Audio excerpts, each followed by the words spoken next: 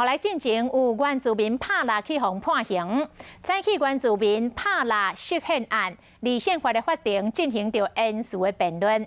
同这个时间，卑南族的族人烧酒伫部落的活动中心点浓烟、唱歌谣，来声援着涉嫌案，希望法律会当理解这拍蜡对原住民的文化意义。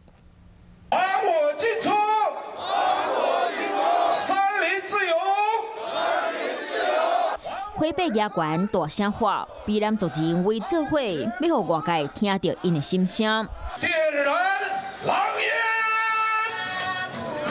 龙烟庆管传达因的意念，保护自身文化决心，就亲像火烧啊真美。几啊年前，有布农族人和卑南族人因为掠保护类动物，被判刑，因申请释宪，希望法律会当知影拍蜡是因的神圣传统。